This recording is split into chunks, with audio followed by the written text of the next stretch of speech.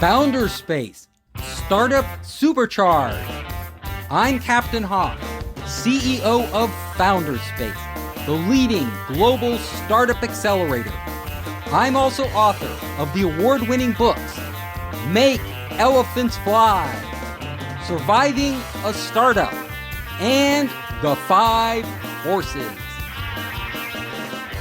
This week, we have Joel Stone as our guest. He is the author of Stay Hungry and the managing director of Codebreak. Joel, welcome to the show.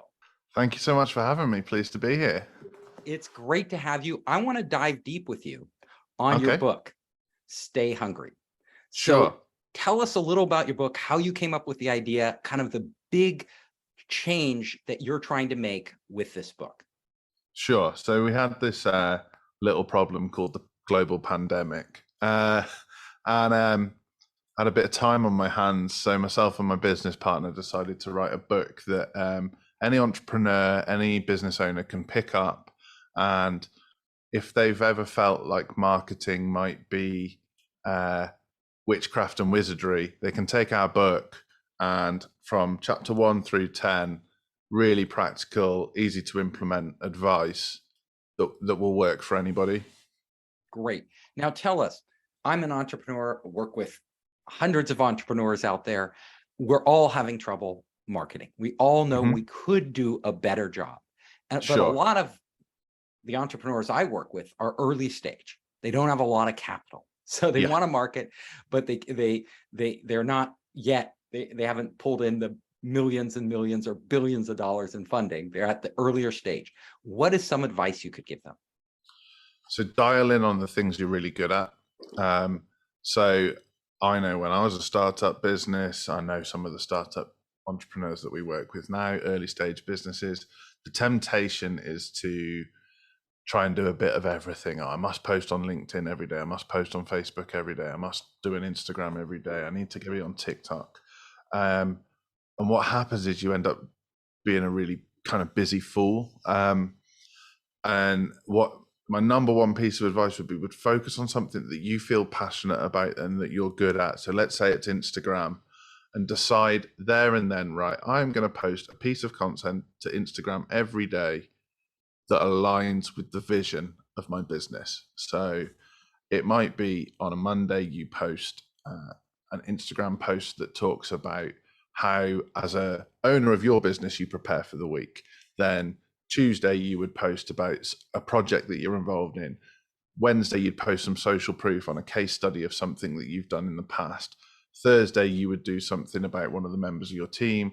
Friday, you'd do something about how the team winds down for the weekend. Saturday, you would do a piece of advice that will help entrepreneurs who maybe are sat there kind of twiddling their thumbs because they're not very good at weekends.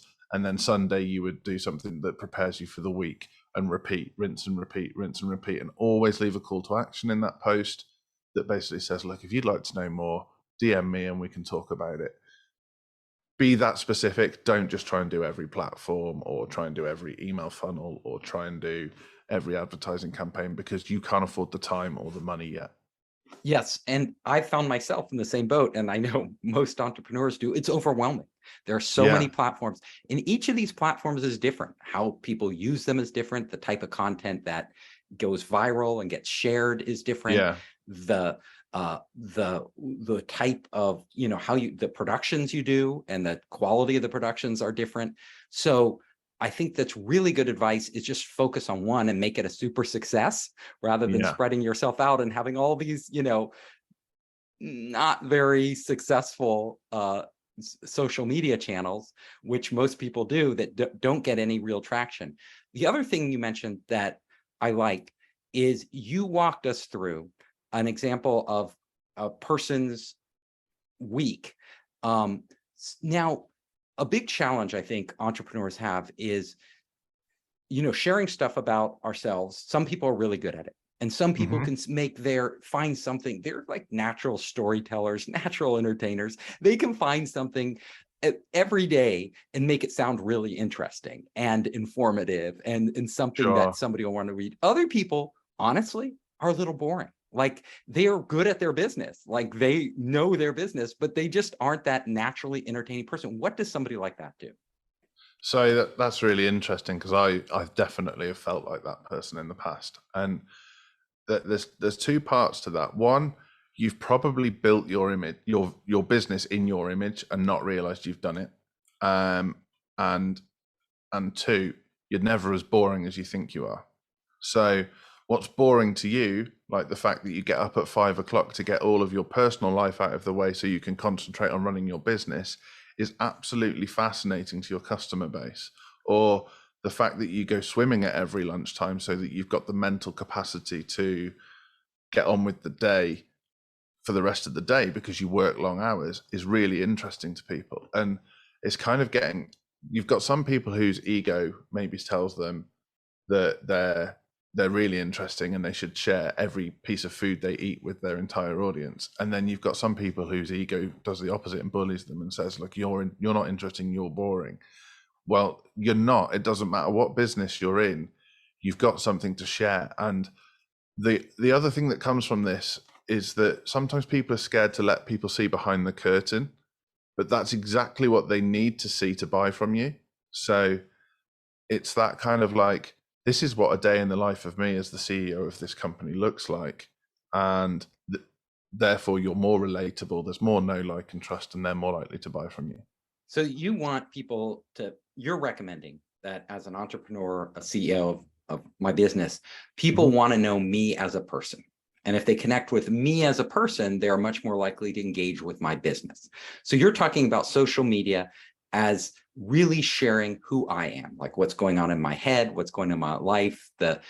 Some people are better at that than others, honestly. Some people want to share, or they always have something, and just other people have trouble. And then how do the people, like, some people are good at that. Like they always have something interesting. Honestly, when I think about my day, I'm not very good at that. Like what, Sure. because I think, like, people don't want to know what I ate for lunch. People do not want to know, what time I got up in the morning.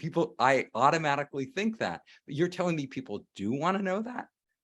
Yeah. So that's a really good point. So particularly if you're a startup and anywhere up to kind of like 5 million, you're still the face of your business, whether you want to be or not. You are the face of your business. And like my most successful post in the last 3 months was, I did a story on Instagram, and all it listed was from 5:30 a.m. till 8 p.m. at night, my schedule for the day. And people loved it. I added a few emojis for kind of to jazz it up a little, but ultimately that's the post that's reached the most people, because the day in the life of an entrepreneur is strange. It's different to what most people see, and that kind of like, wow, you're really dedicated to this. Like there's not much room to breathe there. You live by your diary. That kind of thing fascinates people. So you're saying be genuine, just put it out there. Don't worry about whether they're interested. Just share your life. Now, I have a question. There's some social media channels that where the entrepreneur will really focus on themes. Like they may focus on giving financial advice, like, and they're not talking about themselves. They're talking about like financial advice they're giving. Others will focus on giving advice to their industry. Like if they're a pet care business, if they're running a pet care startup, it will all be about different pet care tips and things like that. Those aren't as and some people blend the personal with that. What's your take on that? Is that a better approach? It's a cool, if you put value out there, value will come back to you. That's just a proven thing, that the more you put out, the more will come back to you. But the problem you will have is, say, let's pick on the pets business. So you sell pet merchandise, pet toys, pet food. What's to stop all of your competitors doing exactly the same thing? So they can just post all day, every day, tips for looking after your dog, tips for the best dog food to keep your dog's fur looking sleek. Anyone can do that. What's the unique thing about your business? Now, it might not be that you're the unique thing about your business. It might be the unique thing is that when people come to buy dog food from you, there's a dog playground outside where all the dogs get to play together. So focus on that. Or it might be you have a cafe at your dog food shop. And so all the local dog owners come and have a cup of coffee, and you can kind of focus on the conversations that have been created there, the different dogs that have visited that day. But you've got to have a bit of a narrative. You can't just be the company that posts a few tips and advice here and there and expect an influx of inquiries. It's not how it works. Okay, you laid it out really well. That's really good advice, because so what you're saying is, even if you're going to be product focused or advice focused, it has to be personal. It has to be unique. It has to be, the soul of your business, or the soul of who you are. And the closer you get to that, you're saying the bigger response you'll get from your customer base.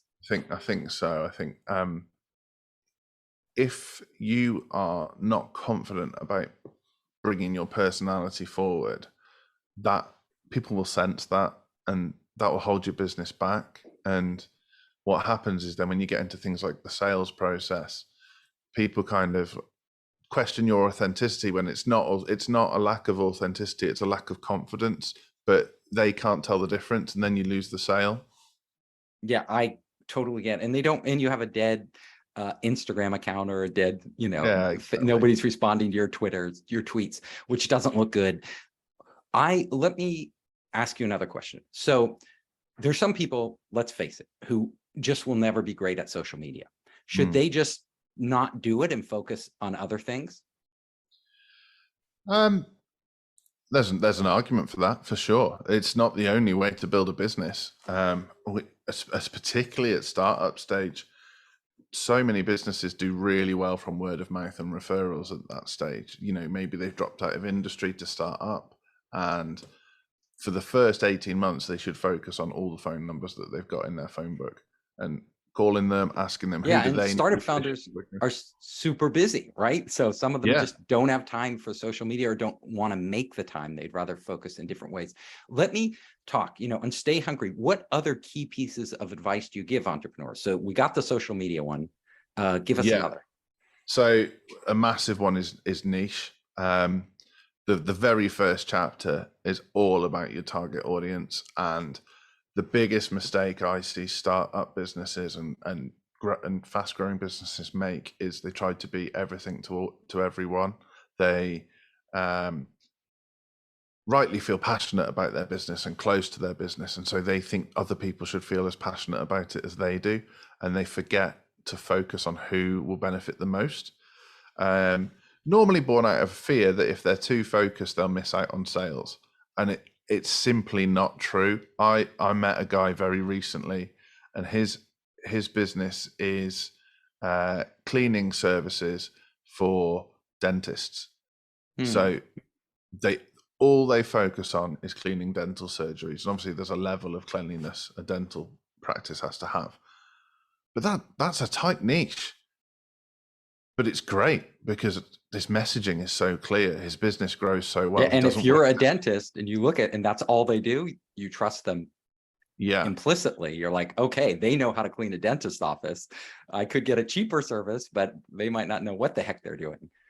Exactly. And you save money on your marketing. You save so much money, right? Because you know exactly. So so initially, the more niche you can be, the better. Now, there's certain businesses where that's hard, right? Because the niche area is so small, they need to be broader, or they need to incorporate several niches to actually make enough money to grow. What do you recommend for that? So we use a tactic here that works really well. So let's say you're a photocopier sales company, and you can't just be photocopiers for accountants. It's not going to work. You need to just target maybe, let's say you need to target offices with over 20 people in. That's kind of your game. Where are you going to find the least friction in making sales is the businesses that you resonate with. So something we built into our digital advertising, Andy, my business partner, is a big Star Trek fan.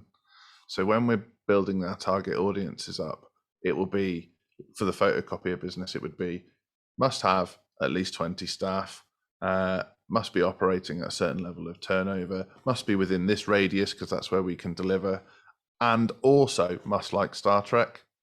And what happens is you jump onto phone calls and you slip in a little fact about Star Trek, and the person on the other end of the call gets really, really excited. And the business is done before you've even talked about photocopiers. So, and what you're really talking about is you're getting on a platform like Facebook where you can figure out if they like Star Trek. So you Yeah, can and figure out if they're a fan. So you're using that data, that insight, to connect with your customers. precisely, and then you're niching on personality, not on business type. Interesting. Okay, I hadn't thought of, focusing in on, and you could do that over and over on different areas. Like you could do Star Trek until you run out of Star Treks, and then go for something Yeah. else. So Yeah. let's say as a business, our business is quite loud. It's like our emblem is a dinosaur. So let's say one of our things is we're only going to target CEOs that like dinosaurs. Well, every time they see one of our adverts, chances are they're going to see this dinosaur illustration.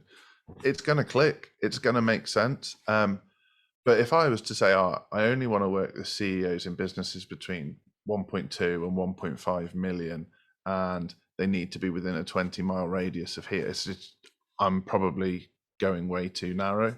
Mm-hmm. So with this niche and with this this kind of targeting people who have certain passions and trying to build that passions into your marketing, do you recommend building like different landing pages for different passions?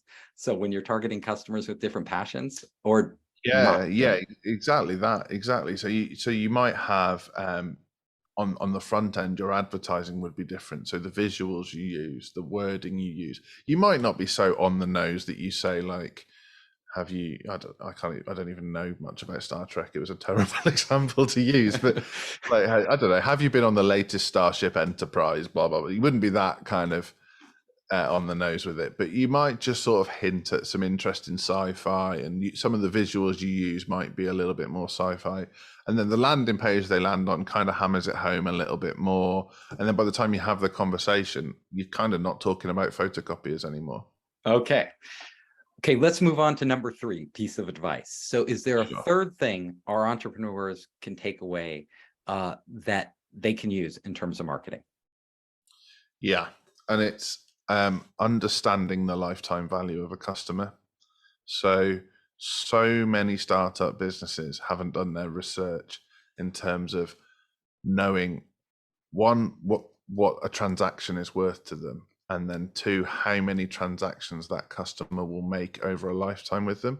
So they can't make marketing decisions because they don't know what to budget. And so I will very often sit down with a business owner and say, what's your cost per acquisition? And they don't know. And I'll say, okay, what's your cost per lead? And they don't know. And then I say, okay, what would you be willing to pay to acquire someone? I don't know. Okay, how many leads do you need to acquire that person? I don't know. Well, where do I need to start? You need to start by calculating the lifetime value of a customer, because until we know that, we don't know what anything's worth. So we don't know what you're willing to spend, and we've got no starting point. And it blows their mind, because time and again, they've met marketing agencies that are talking to them about how many times they're going to post on Facebook, how much reach they need, how to get their name out there, what color the logo needs to be. And yet they haven't done the fundamentals yet. Yeah, the fundamentals are critical. LTV, every entrepreneur needs to know exactly how that works. Yeah. Let's go deep in a little different area. So a lot of people, especially if they're doing B2B sales, not direct to consumer or anything like that, they use LinkedIn. Do you have advice for, LinkedIn? There's so many people contacting me on LinkedIn. I don't respond to most of them because they're trying to sell me something. Sure. We don't like to be approached and cold emails the same way. They're just trying to sell you something, and you're kind of automatically screening and deleting them. How do you break through that if you're an entrepreneur?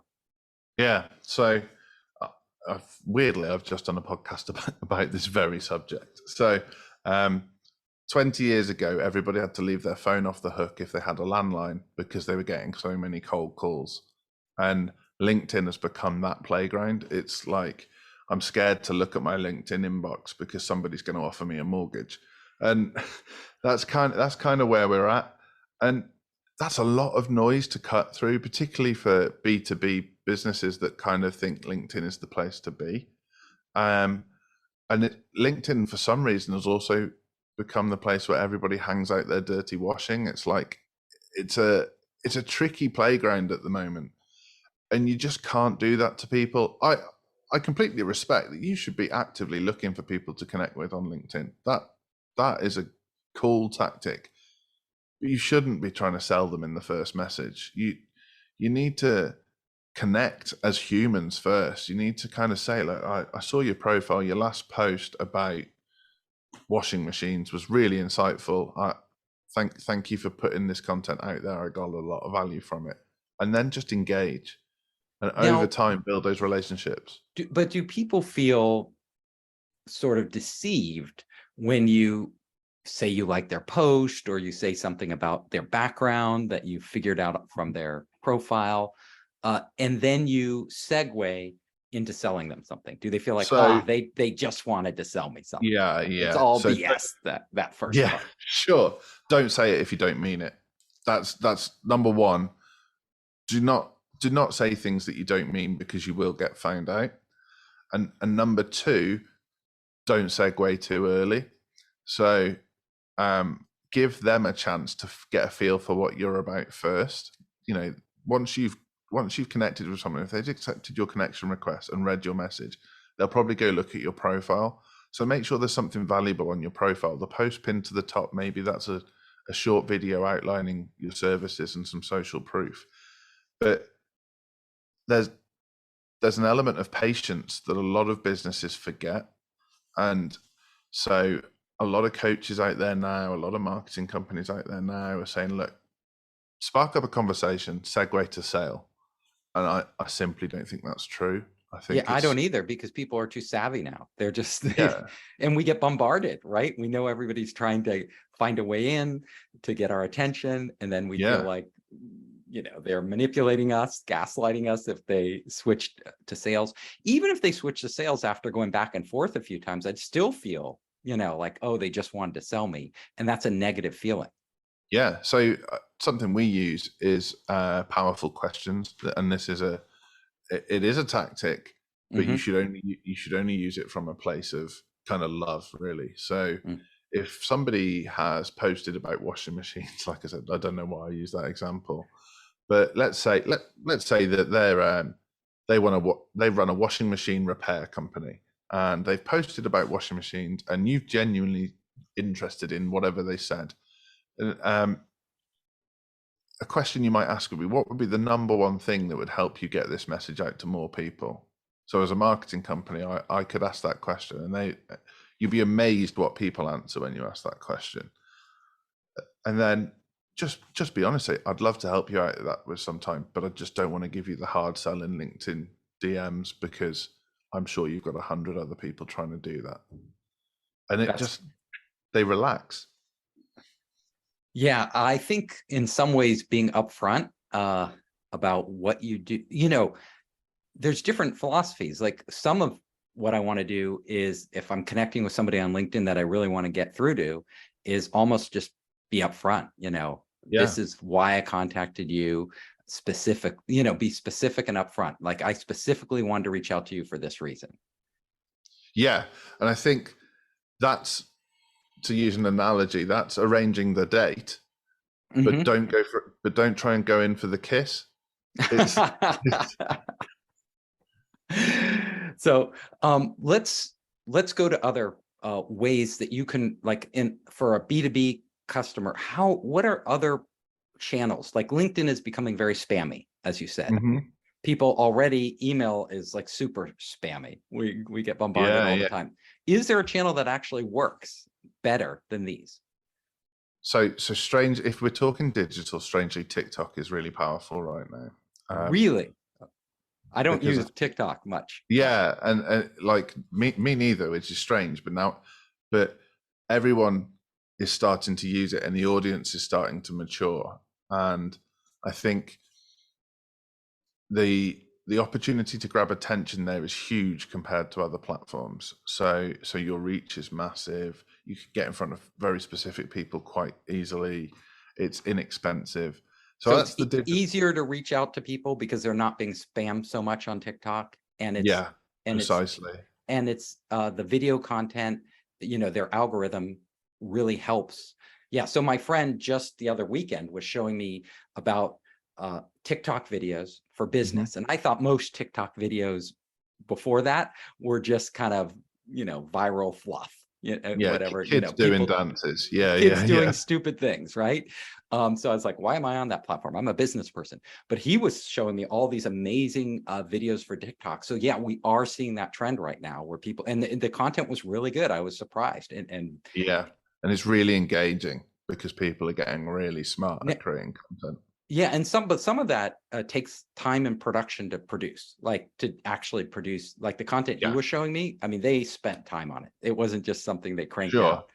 So I think as a startup or a small business, the other channel for B2B where you can make a massive impact very quickly and nobody is doing is direct mail. And it's a weird thing for a digital The old-fashioned way? Yeah. Like in the post office? Yeah, exactly. You send someone a box now with a ribbon on it and a nicely sealed envelope with a handwritten letter, and the impact that will have will blow your mind because they'll actually read it. It'll be the only piece of post they've had for 2 weeks. So it's like, who sent me this? What have I done? What did I order? Has my wife ordered something? And then they realize, and you're kind of like in an audience of one. It's very direct. That is a great idea. And especially if it's big ticket items, like if you're going in for an enterprise sale or something like that, you can afford to send them a box of chocolates or something really unique. I mean, one startup business that we worked with, they were very high ticket. And their marketing budget for the year, I think, was $10,000. They bought 5 iPads. They embedded a video on each of the iPads, and they sent each of the iPads to the CEO of the 5 main prospects they were targeting. They got 4 sales. And those iPads paid for themselves 1,000x, I'm sure. That is, great idea, right? Great. So we're going to wrap up now. Joel, would you like to give one more piece of advice before we end the show? Yeah. So I think you need to be as vulnerable as you possibly can as an entrepreneur of a growing business, and that's being willing to take risks. That's being willing to take criticism, because very often you'll come under the heaviest criticism when you're doing the right thing, and that's being willing to put yourself front and center when other people wouldn't, and lead your team to success. And that's kind of what Stay Hungry is about. That's what the Stay Hungry philosophy is. Thank you, Joel. This has been fantastic. Now, where our audience, I'm sure they want to reach out to you. You've been really great. Where can they find you? Best place is to hook up with me at JoelStone13 on Instagram. You can DM me. As long as you don't try and sell me in the first DM, we'll be fine. And you can grab the Stay Hungry book on Amazon. And remember, Joel doesn't watch Star Trek, so don't use that when you're contacting. I'm the Star Wars guy of the operation. So so mention something about Star Wars instead, or washing machines. Thank you, Joel. It has been wonderful having you. I hope you enjoyed the show. If you liked it, hit the subscribe button and share it with your friends. You can help us create more great content by subscribing and sharing. Also, if you want to access our online startup program, our investor network, and our entrepreneur resources, just come to founderspace.com.